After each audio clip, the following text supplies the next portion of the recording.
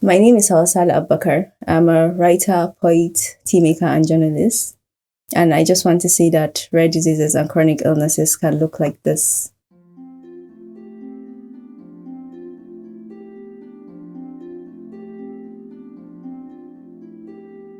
My condition is called long COVID. That's not to say that I still have COVID. What it means is that I'm still dealing with the consequences of COVID. Long COVID is a term used for post-COVID complications, conditions that occur following COVID. By definition, they usually occur 4 weeks or more. When the symptoms persist 4 weeks or more after a patient had acute COVID. Contrary to popular belief, COVID is a respiratory disease, but it's not just a respiratory disease.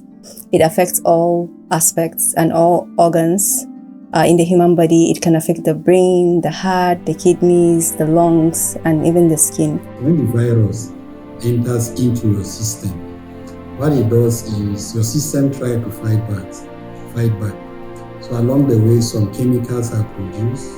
There are damages that can occur to different parts of your body, vital organs. Long COVID as a condition is a very life-altering condition. And unlike COVID itself, long COVID doesn't have a test. There's no particular test that you can do, or X-ray or MRI scan that you can do to get a result. However, what is being looked at when you're treated for long COVID is that they look at the symptoms that you have. So far, there are like 200 identified symptoms of long COVID. That's not to say that everybody is dealing with all those 200 symptoms. I went through most of the symptoms. Fatigue, body pains, headaches, vomiting, and at a point a little bit of diarrhea, but it wasn't like that serious. And also like shortness of breath is still something that I struggle with. For instance, part of it could be neurological, part of it could be cardiovascular or respiratory. And so for me personally, all my issues cannot be treated by one doctor. And my symptoms are quite vast. For me, for instance, I deal with brain fog a lot. It's a lot better now than it used to be. In 2021, I really couldn't even read or really write properly. I could remember I had this writing gig that I was doing during that time. And it reached a point where I was writing like 500 words in a day for an article. It reached a point where to write that 500 words felt like my head, by the time that I'm done, it felt like my head was on fire. And for writers, we know that 500 words is not a lot of words. And it reached a point that even the quality of what I was writing was not that good. I could remember there was a time the woman got really frustrated and told me to stop sending her those low quality works. How I describe it, for me, it felt like somebody took a spoon and just turned my brain upside down, or my brain was full of smoke. And it was really, really difficult to even keep track of conversations. I was also mixing up information. And a lot is being done. There are a lot of researches both among outpatient and then inpatient on the condition. And that is gradually we are understanding what it is. And then it's also helping in the management, that's the treatment of the condition. After I started treating it in 2022, it has reduced greatly. So now I can still work as a journalist and do other works, but that doesn't mean that it has gone completely. I still have days that it gets really bad. I think one of the most primary symptoms for me is actually chronic pain. I'm constantly in pain. I know it's hard to believe when you kind of if you wear good clothes and you go to programs and you're just there in front of a camera smiling. But right now, I do feel pain. And how I describe it is it just depends on the days. So on high pain days, I like to use the analogy of music. On high pain days, it feels like somebody put a loud music headphone in my ears, and it's just there and I can't get rid of it. So it's kind of like, those are the days that I usually will say I feel paralyzed to the bed. I usually can't really do anything. I have little energy to even take care of myself. Getting up to go and brush my teeth feels like a chore. And then other days, it feels like the music is inside your room, but not really on your ears. Those days that maybe you can even get up and find it easier to do the bare minimum it requires for you as a human being. And on other days, it feels like the music is playing somewhere in your house. Those days that maybe you can even get up and try to make your bed, and even move around a little, even go for walks. And other days it feels like it's playing down the street. And that's the lowest level of pain for me. The normal amount of pain is 0. But for people who live with rare diseases and chronic illnesses, we become so accustomed to pain. And I think this is why there are conversations in the chronic illness spaces that probably they should be more, the pain scale that is used in hospitals probably doesn't really do justice to us, because the normal amount of pain is 0. It means that an average person doesn't feel pain. So if they go to the hospital, something that is a 5 for them or a 6 or an 8 could be something that somebody with a chronic illness or a rare disease is dealing with on a daily basis.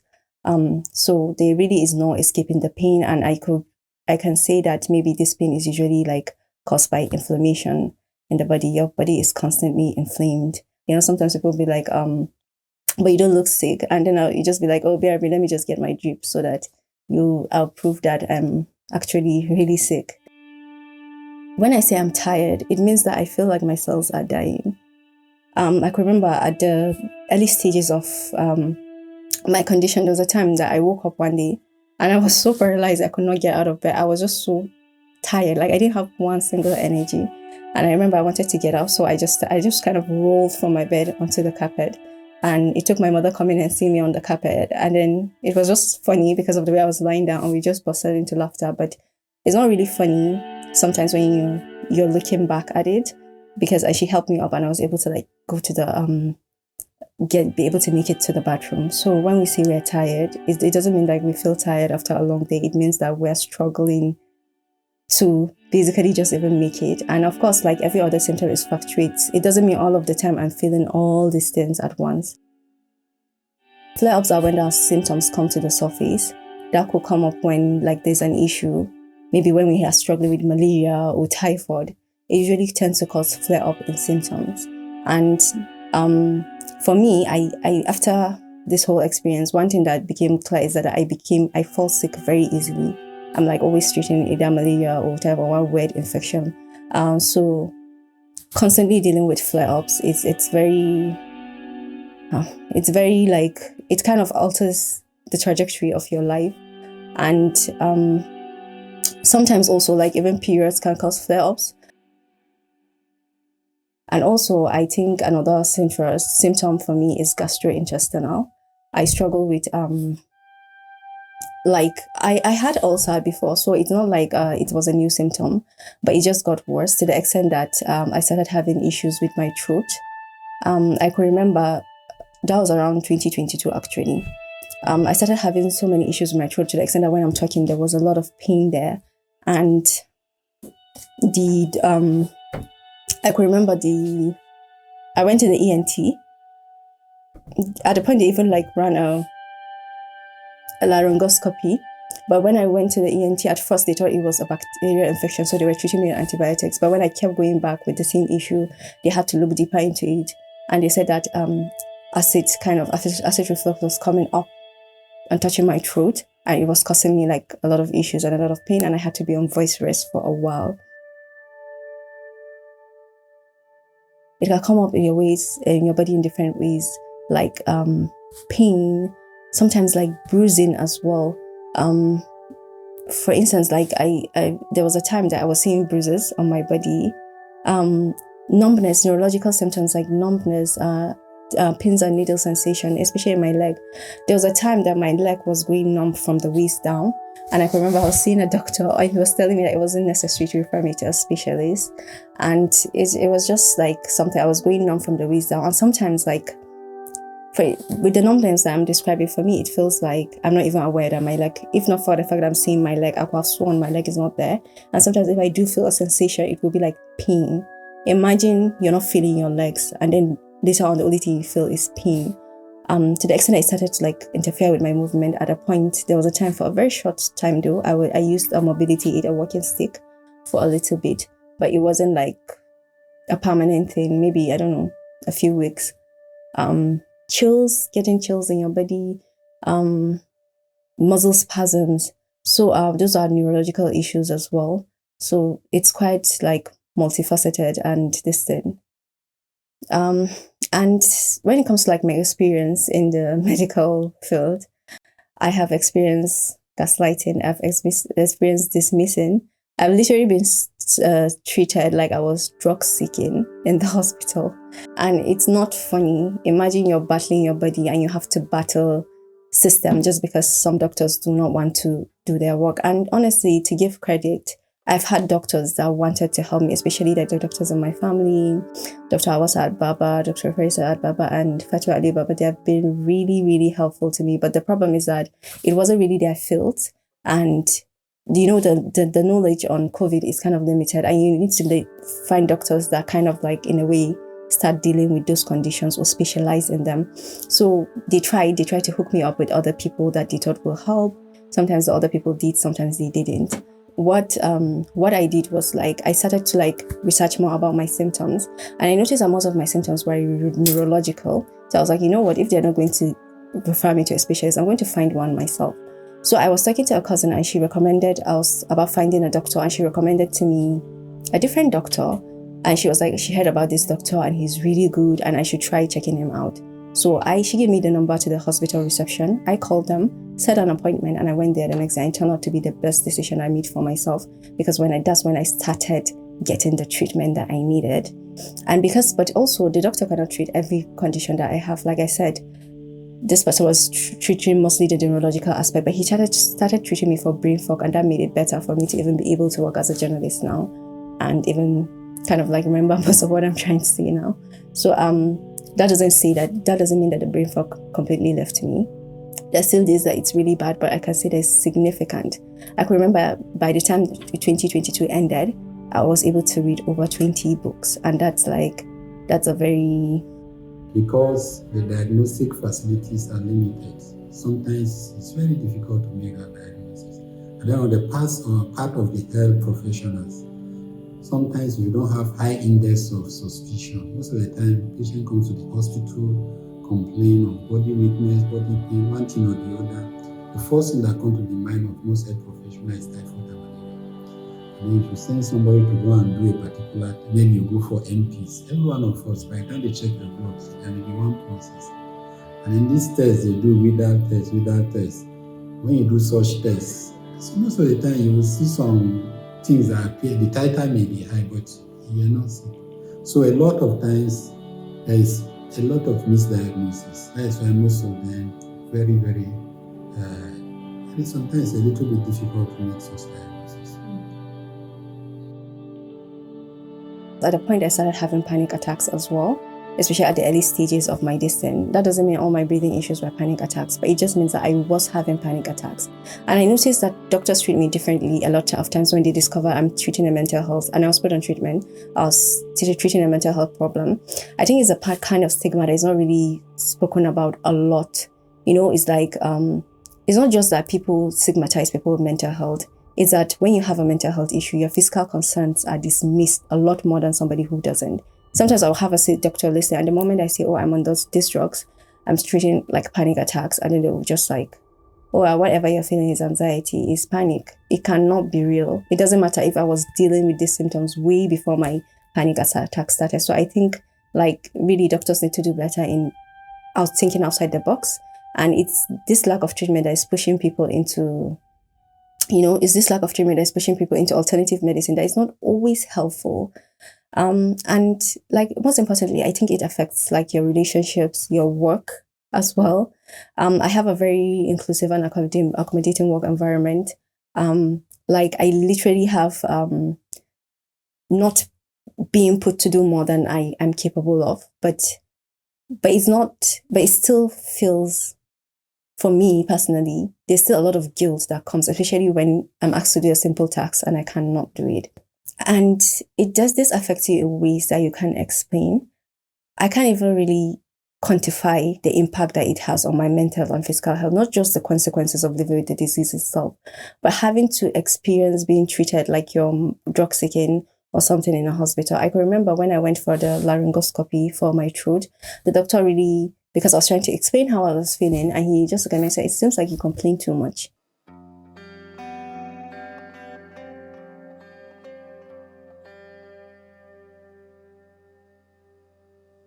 accommodations are important. And when we are asking for accommodations, I need people to understand that an average person, an average able-bodied person is starting on here. That's like 10. On a good day, like on a really good day, a chronically ill person is starting on a 5. What you do with accommodations, you're not carrying this person and putting them here. You're not even carrying them up to here. What accommodations do is they give you a boost. That means they take you from 5 to like 7 at most. So that means you're still not on equal ground with people that are healthy. You're not on equal ground with them. So accommodations is not being unfair to ill, sick people. It's being fair to give people like us a chance to actually do. And a lot of workplaces are missing out on opportunities because they do not want to give opportunities to chronically ill or people with rare diseases. I assure you that it doesn't really change who we are as people. And there are so many things that people do about it that makes it worse. One is unsolicited advice. Please don't offer advice. Unless somebody specifically asks for it, do not. It's very condescending. A lot of times people try to like micromanage us in a way. They try to like, maybe one of the reasons that I can remember, it took me all this time to make the decision whether I want to appear in this or not. And the reason is because I don't want people to change the way they treat me. Sometimes people treat you as if you're just getting an easy ride, especially if they realize that there are accommodations given to you. They just want to treat you like you're having an easy ride. You have it so easy. Oh, look at you, stuff. But I need people to understand that we do not have it easy. Even when we're lying down in bed, we're not enjoying that lying down. It's terrible. We would rather be doing something else. I have dreams, I have hopes, but I don't want to be on bed all the time. Nothing is enough. Another thing is people thinking that you're faking it just to get out of things. Maybe housework, especially for women, is this belief that you just don't want to do housework. That's why you're faking. But whatever advantage, I need people to understand whatever advantage, you think people are having with chronic illnesses or rare diseases or whatever, they do not have it. If you think people give us empathy, you're wrong. I have never met a chronically ill person that is getting empathy from people. Like, it's just an exception for us, to the extent that it's surprising sometimes when people treat us empathetically. So whatever advantage. So using it as an excuse to what? To lose opportunities. Using it as an excuse to what? To spend all your hard-earned money in a hospital, to go to hospital even after going there to be dismissed and gaslighted and treated badly just because you're in pain. Using it as an excuse to do what? To be unable to work, to give up on some of your dreams, to not be able to do a lot of things. It's one of my dreams to like go on road trips. I cannot go on road trips. I can't even walk for long. Coming here, like, it wasn't even like it's a very short distance, but at the end of the day, I ended up with like kind of like feeling like kind of like out of breath and kind of your legs climbing up. It's not less than, I don't think it's up to like a 10 minutes walk. I struggle with walking that short of a distance, climbing stairs, just functioning as a human being. There's no excuse or there's no benefit that any of us is getting in this world that accounts for us being sick. We don't get benefits. And another thing is people just give you unsolicited advice, tell you that you have to do the treatment option or else that's why you're not getting better. A lot of times, especially when people are kind of like marketing spiritual treatments to you, you have to do this particular prayer in this particular way, or else you don't care about yourself and you're not trying to get better. There's nobody that wants to get better more than us. We want to get better. I don't want to deal with pain 24/7. I want to use my money to travel or buy shawarma or something, but I really, really don't want to spend it in a hospital on expensive drugs. So yeah, I think people need to do better in kindness, empathy. And I really also get really bothered by people like to use us as inspiration porn. We're not there. Our experiences do not only matter when we're inspirational to you. It doesn't matter if I'm not a journalist or whatever I am. I could literally survive in it is enough achievement for me.